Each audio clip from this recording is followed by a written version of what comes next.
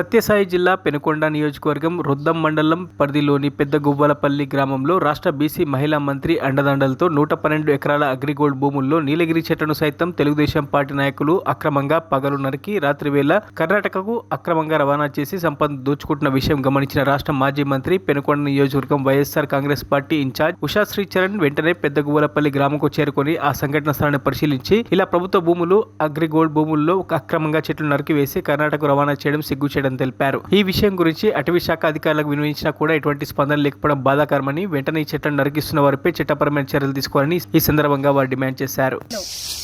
ఇక్కడ ఏదైతే ఇక్కడ మనము నిలబడినామో ఇక్కడ చూస్తున్నామో ఇదంతా కూడా 112 ఎకరాలు. ఈ అగ్రిగోల్డ్ అనేది గతంలో మనం చూసినాము. ఈ అగ్రిగోల్డ్ ల్యాండ్స్ అన్నీ కూడా బాధితులు ఎక్కడ కూడా బాధపడకూడదు అని మన ఎక్స్ సీఎం గారు జగన్మోహన్ రెడ్డి సారు బాధితులకు 10,000 20,000 దాకా వాళ్ళందరికీ కూడా ఏదైతే వాళ్ళు పోగొట్టుకున్నారో నమ్ముకొని అగ్రిగోల్డ్ని అవన్నీ కూడా ఆయన ఇవ్వడం మనం చూసినాం. అది జగన్మోహన్ రెడ్డి గారి పనితీరు అయితే ఈ ప్రభుత్వంలో మనం చూస్తున్నాం. ఈ రొద్దం మండలంలో చిన్న పెదగోవన్పల్లి విలేజ్లో మనం ఇక్కడ చూస్తున్నాము. చూడండి 112 ఎకరాలు ఏదైతే ఇక్కడ కనపడతా ఉందో 2-3 రోజుల నుంచి కూడా ఇది ప్రజాసొమ్ము గవర్నమెంట్ కస్టడీలోనే ఉంది. ప్రజాసొమ్ము ప్రజాధనము ఇట్లా పెద్ద పెద్ద చెట్లన్నీ కూడా దొంగలు పడి ఇవన్నీ కూడా కోస్తున్నారు.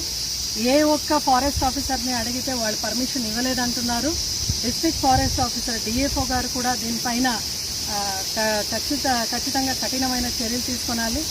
ఇక్కడ రొద్దం పోలీస్ స్టేషన్లో కూడా ఎస్ఐ గారికి పోయి రాజగోపాల్ రెడ్డి గారు అంటే అగ్రిగోల్డ్ ప్రెసిడెంట్ అనంతపురం జిల్లా ఆయన పోయి అడిగితే మేము దీనికి ఎటువంటి కేసు కూడా మేము బుక్ చేయలేని పరిస్థితిలో ఉన్నామని పోలీస్ ఆఫీసర్ చెప్పడం చాలా బాధాకరంగా ఉంది. ఇక్కడున్న విఆర్ఏ గారు కూడా మాకు తెలీదు అని చెప్తున్నారు. విఆర్ఓ అయితే నేను ఇంకా ఛార్జ్ తీసుకోలేదు అంటున్నారు. ఎంఆర్ఓ గారు అయితే మాకు సంబంధం లేదు అంటున్నారు. అంటే ఈరోజు సవితమ్మ ఈ ఇలాకాలో మంత్రిగా ఉన్నారు. ఆమె అండదండలతో ఇక్కడ ఎవరు ఎటువంటి చర్యలు చేస్తున్నారు అనేది ప్రజలందరూ కూడా గమనించాలి. ఈరోజు కూటమి ప్రభుత్వం టీడీపీ వాళ్ళకి అడిగే వాళ్ళు ఎవరు లేరు. మరిన్ని అప్డేట్స్ కోసం మా ఛానల్ని సబ్స్క్రైబ్ చేయండి.